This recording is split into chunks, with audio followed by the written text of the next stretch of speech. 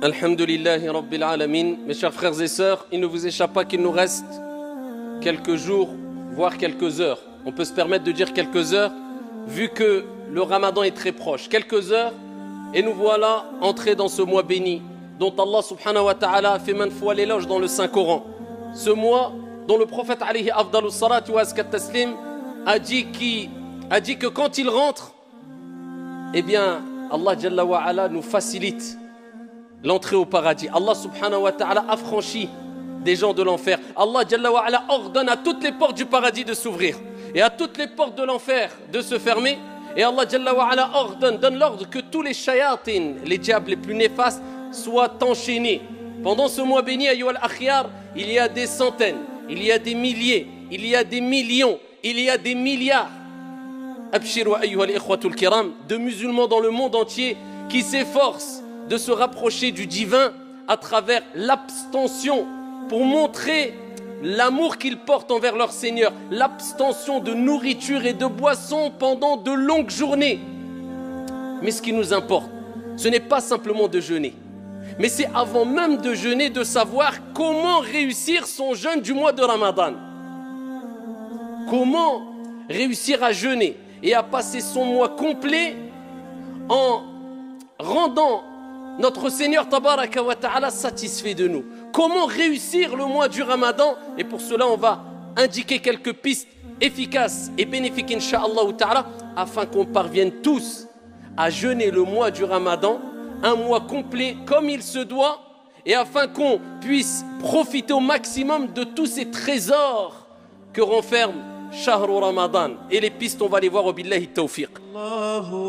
ربنا هو الإله له من الأسماء ما اصطفاه الواحد الحي كذا المليك والملك المالك لا شريك. أيها المصلون, le premier conseil que j'ai à donner à moi-même ainsi qu'à mes frères et sœurs pour réussir, c'est pas pour jeûner le mois du Ramadan. Certes, il est demandé de prier, mais prier c'est une chose. Mais est-ce que tu as réussi à prier comme il se doit? Le prophète n'a-t-il pas dit « Sallu kama ra'aytumuni usalli » Ça c'est réussir la prière. Prier comme vous m'avez vu, prier. Et Allah Jalla wa ala n'a-t-il pas dit « Qad aflaha al-mu'minun alladhina hum fi salatihim khashi'un » On certes réussi. Il n'a pas dit ceux qui ont prié simplement. Réussis ceux qui ont eu cette humilité, cette concentration dans la prière. Donc prier c'est une chose, mais réussir la prière c'est une autre. Jeûner c'est une chose, mais réussir son jeûne c'est une autre. Faire son pèlerinage c'est une chose, mais réussir son pèlerinage c'est autre chose. Donc nous, ce qui nous importe, ce n'est pas que jeûner, mais c'est réussir son jeûne du mois de Ramadan. Et pour cela, eh bien, il faut prendre conscience de certaines choses essentielles pour te permettre de réussir. Et la première des choses, eh bien, nous allons rebondir sur la recommandation prophétique qui concerne la prière. Parce que vous savez que la prière, comme on ne cessera de le répéter, c'est l'acte d'adoration le plus noble, le plus grand, le plus important qu'il y a en islam. C'est la première des choses sur laquelle tu vas rendre des comptes au jour de la résurrection, le jour où le soleil sera au-dessus des têtes et que chaque être humain dira « Nafsi, nafsi, nafsi, moi, moi, moi ». Dieu t'interrogera sur la prière qui à la base était de 50 et Dieu l'a diminuée de par sa miséricorde. Et à travers l'amour qu'a eu le prophète alayhi salatu wassalam pour nous, à 5 prières. Et cela nous donne la récompense de 50 prières comme vous le savez toutes et tous. Mais ici, il faut savoir que le prophète alayhi salatu wassalam a donné des recommandations pour prier, mais pour réussir sa prière. Et parmi les plus belles des recommandations que le prophète a données, c'est quand il a dit cela à un compagnon du prophète alayhi salatu wassalam, un compagnon parmi les compagnons du prophète alayhi salatu wassalam. Il lui dit « Salli », simplement prie, non. « Salli salata muwaddi'». Voilà, comment réussir la prière. Regardez la belle recommandation. Prie, accomplis la prière de celui qui fait ses adieux. C'est-à-dire le prophète, il dit aux compagnons, pour réussir ta prière, eh bien, fais de ta prière comme si c'était ta dernière prière. C'est-à-dire tu te dis, c'est la dernière prière, après je vais rencontrer mon Seigneur. Je vais quitter ce bas monde, je vais quitter ce monde, je vais me séparer de mes biens, je vais me séparer de ma famille. C'est-à-dire c'est le dernier acte d'adoration qui fait partie des plus grands actes d'adoration que je vais accomplir. Et le prophète nous dit « Innamal a'malu bi al-khawatim » les actions ne valent que par leur fin. Tu peux voir une personne qui peut-être était égarée toute sa vie, buvait de l'alcool, était loin de la religion, peut-être les derniers instants de sa vie, il va se repentir, il va être sincère, il va être pieux, Dieu va lui donner accès au paradis. Alors qu'à côté, une personne, toute sa vie était dans les actes d'adoration, il manquait de sincérité, et juste avant de mourir, il a tout abandonné, il s'est égaré. Et Dieu lui a donné l'accès en enfer. Les actions ne valent que par leur fin, la preuve qu'on doit toujours rester modeste et ne pas se précipiter à juger les autres. Celui que tu critiques peut-être demain sera meilleur que toi et toi pire que lui. Donc occupe-toi de toi, c'est déjà beaucoup. Eh bien le prophète il te dit, eh bien c'est les dernières actions. Donc toi quand tu pries tu te dis, c'est peut-être ma dernière prière. Donc la prière c'est parmi les actes d'adoration les plus importants. Donc je la fais bien, comme ça quand je rencontre mon Seigneur, peut-être je vais mourir après le Dhuhr, peut-être après l'Asr. Je fais le Maghrib, peut-être après le Maghrib je vais mourir. Bah, au moins le plus grand acte d'adoration pratique, eh bien je l'aurais fait de la meilleure des manières. Eh bien de même, nous te disons, ya Abdallah, ce mois de Ramadan, quand tu vas le jeûner, dis-toi, je fais le jeûne de celui qui fait ses adieux. Combien, comme vous le savez toutes et tous, ont jeûné avec nous, ne serait-ce que dans cette ville, l'année dernière, et aujourd'hui ils sont où? Tahta at-turab, rahimahumullahu jami'an. Ils sont sous la terre. Ils auraient rêvé, ils auraient espéré. Wallahi wa rabbil Kaaba. Si Allah subhanahu wa ta'ala leur avait donné l'occasion de revenir sur terre, ils auraient donné tout ce qu'il y a sur la surface de la terre selon leur capacité, juste pour pouvoir jeûner une journée. Eh bien toi, Dieu t'a donné ce cadeau. Cette année, tu vas jeûner. L'année prochaine, 11 mois, on ne sait pas ce qui peut se passer. Déjà en 2 heures, on ne sait pas ce qui se passe. En 10 minutes, ta vie, elle peut vaciller. On sait très bien que tout va très vite, surtout aujourd'hui. Alors que dire de une année? Donc c'est peut-être ton dernier Ramadan. C'est peut-être ton dernier Ramadan. Et ce que tu vas gagner pendant le mois de Ramadan, wa rabbil Kaaba, de manière générale, tu ne pourras pas le gagner en dehors du Ramadan. C'est le meilleur mois de l'année. C'est le mois où il y a le plus de cadeaux. C'est le mois où il y a Laylatul Qadr. C'est le mois où Allah ouvre toutes les portes du paradis, comme s'il te disait, ça y est, le paradis, toutes les portes sont ouvertes. Il n'y en a aucune qui est fermée. Vas-y, entre par la porte que tu veux. C'est facile. Ya Abdi, oh mon serviteur, fais des efforts, rapproche-toi de moi, le paradis, il est à portée de main. C'est le mois où Shayatin, les diables les plus néfastes sont enchaînés. Comme si Dieu te disait, je sais que tu es faible. Je sais que tu es attiré par le mal. Je sais que le diable a une influence sur toi. Eh bien, je vais enchaîner les diables les plus néfastes pour te faciliter l'entrée au paradis. Te faciliter le fait de te rapprocher de moi. Les actes d'adoration. Pour éduquer ton âme plus facilement afin que tu persistes dans les actes d'adoration. C'est peut-être ton dernier Ramadan. Dis-toi ça dans la tête. Et tu vas quitter ce monde, peut-être, avec le dernier Ramadan accompli de la meilleure des manières. Quel bagage, quel investissement. Ça, c'est le vrai investissement. Amma pour dunya, pour la vie d'ici-bas, investis ce que tu veux, ce n'est pas illicite. Mais ce n'est pas le réel investissement. Tout simplement parce que cela va rester et ne perdurera pas, mais en tout cas, quand tu quitteras ce monde, va rester derrière toi. Comme on dit, même si tu investis dans une maison, dans une voiture, ne serait-ce que la clé, ta maison, elle ne te suivra pas dans ta tombe. T'as quoi en fait? Tu es qu'un locataire, même si ça t'appartient, tu restes locataire, que tu le veuilles ou non. Petite période, mudda qasira, toute petite période, tu ne sais pas combien de temps. Donc investis dans ton Ramadan. Allah t'a donné la santé, Allah t'a donné la foi, Allah Jalla wa Ala t'a donné l'intelligence, Allah subhanahu wa ta'ala t'a choisi. Eh bien profite, sois reconnaissant vis-à-vis d'Allah. Et ainsi tu réussiras ton mois de Ramadan. Deuxième piste pour réussir son mois de Ramadan. Ash-shukru lillah. Prendre des leçons du mois de Ramadan. C'est le but du Ramadan. C'est-à-dire, le Ramadan, c'est une école. Pour réussir son Ramadan, ou du moins, pour savoir si tu as réussi Ramadan, regarde l'impact qu'a eu le Ramadan sur toi après Ramadan. Parce que Dieu, il nous éduque à travers les actes d'adoration. J'espère bien que vous avez compris que les actes d'adoration, ce n'est pas simplement le fait de faire des gestes pendant la prière. Non, ces actes d'adoration pratiques, d'accord, cultuels, ont été mis en place aussi pour nous éduquer dans la vie de tous les jours. Vous comprenez ça? Ramadan, si tu veux le réussir, eh bien, c'est que tu vas comprendre que c'est des leçons le mois du Ramadan et que ça doit laisser une marque sur toi après Ramadan. Quand tu viens à la mosquée et que tu dois venir en marchant, sans courir, et que tu dois t'aligner avec tes frères, tu dois te rapprocher des frères, coller tes épaules. Pas coller les pieds. Beaucoup collent les pieds, alors que dans les 4 écoles, ça n'existait pas. Coller les pieds, c'était juste pour aligner les rangs. Après, tu n'as pas besoin de coller les pieds. Mais aligner les rangs, le prophète, il dit avec douceur, vous rapprochez vos épaules. Vous suivez l'imam. Pourquoi cette discipline? Pourquoi cette organisation? À une heure bien précise. Quand l'heure est passée, ça y est, tu vas prier tout seul. Des mouvements que tu fais en harmonie, tous ensemble. Tu suis l'imam. Tu ne fais pas ce que tu veux. Pourquoi ces règles? Pourquoi ces comportements? Pourquoi cette gestuelle? Pour nous éduquer, nous apprendre à être disciplinés, à être organisés, à être carrés, être sereins, être apaisés. Mais est-ce qu'on a compris cela, nous? Normalement, on doit être les gens les plus éduqués, les plus disciplinés. Et malheureusement, illa man rahimallah, ce n'est pas le cas. Parce qu'on n'a pas compris que derrière les actes d'adoration, il y a une éducation qu'on doit mettre en application dans la vie de tous les jours. Quand tu sors, quand tu vends, quand tu achètes. Dans chaque acte d'adoration, on peut puiser plusieurs leçons qui nous permettent d'être éduqués et disciplinés en dehors de la mosquée, en dehors de l'acte d'adoration lui-même. Siyam ou Ramadan, le mois du Ramadan, ça nous pousse à la modestie.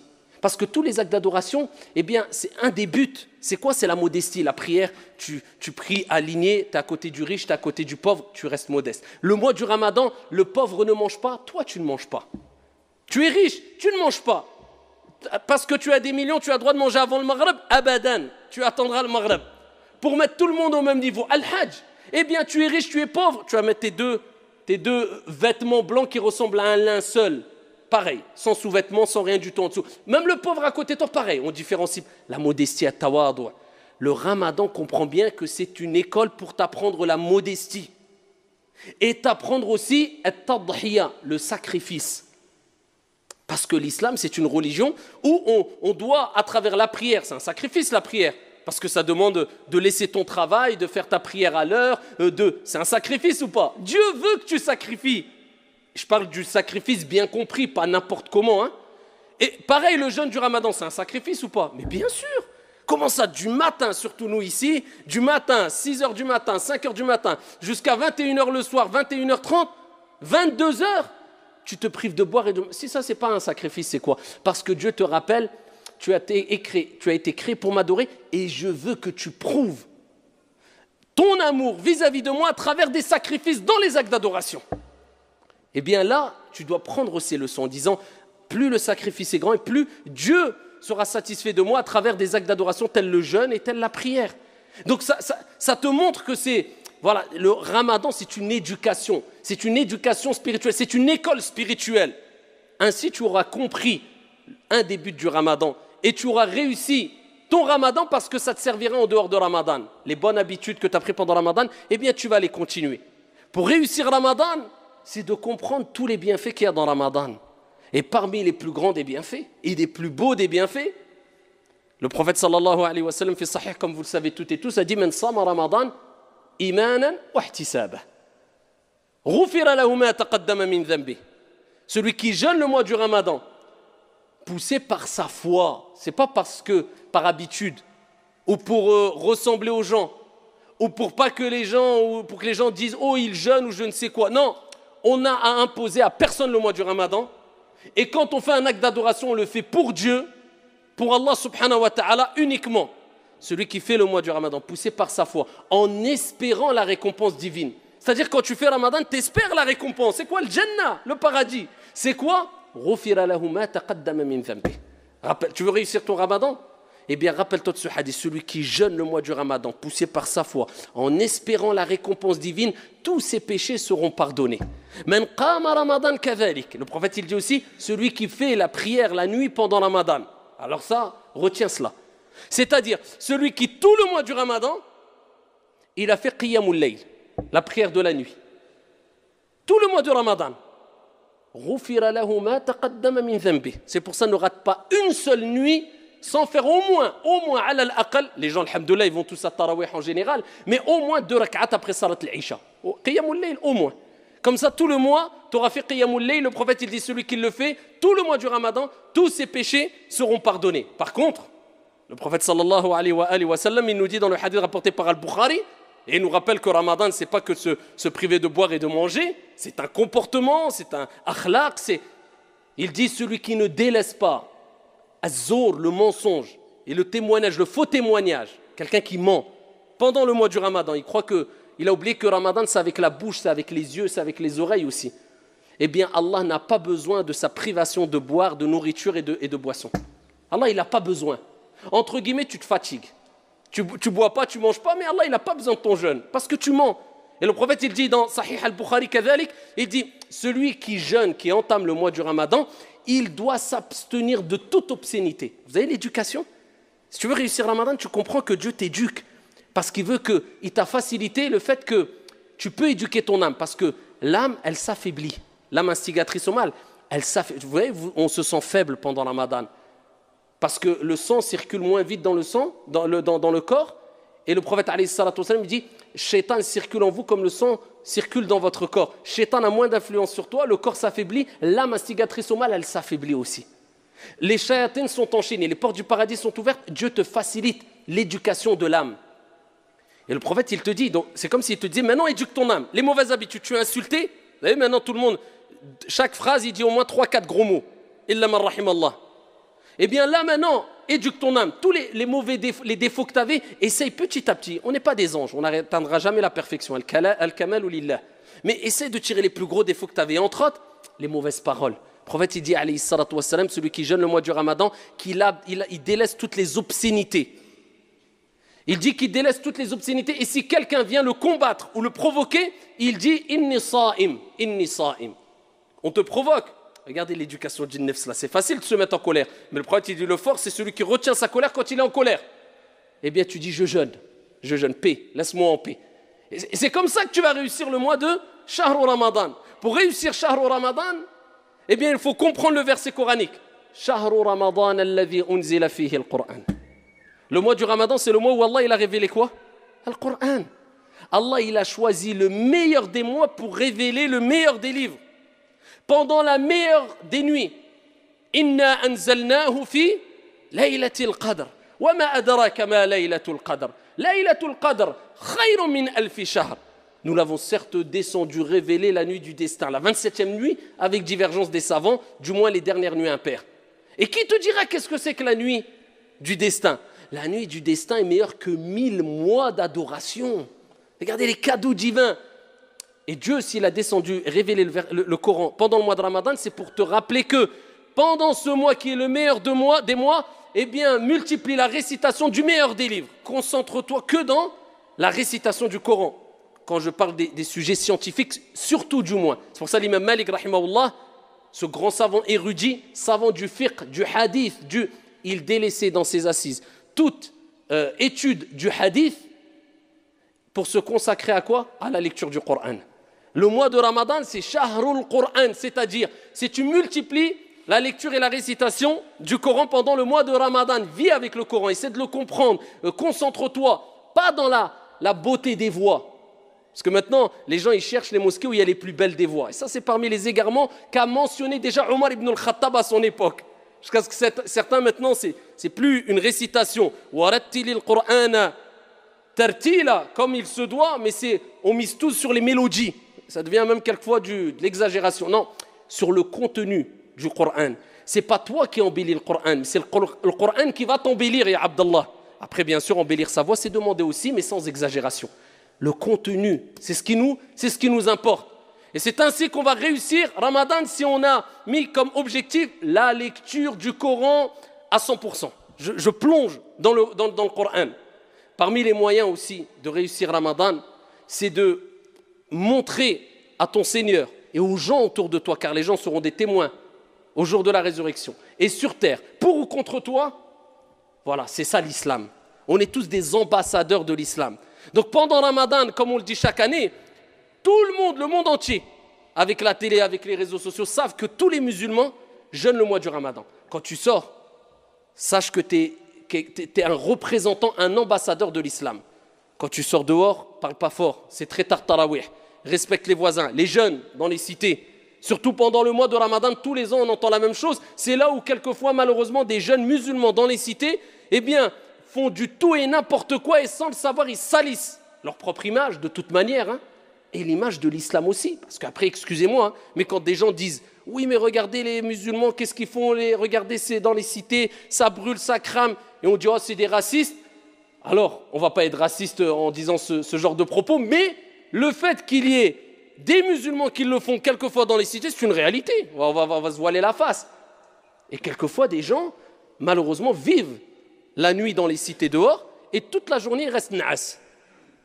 Toute la journée, ils se lèvent la nuit et ils salissent l'image de l'islam. Comme une personne, ils ont demandé à un shir, c'est un savant turc, ils lui ont dit Ya shir, si quelqu'un dort toute la journée, est-ce qu'il aura la récompense du Ramadan? Il a dit oui, il aura la récompense, mais dans ses rêves. Eh bien, c'est ça. Toute la journée, il arrive le Maghreb, il sort, il se met beau, il va rester, il parle fort, il crie. Comment tu veux que les gens ne soient pas racistes? Nous, on est les premiers racistes quand on voit ça.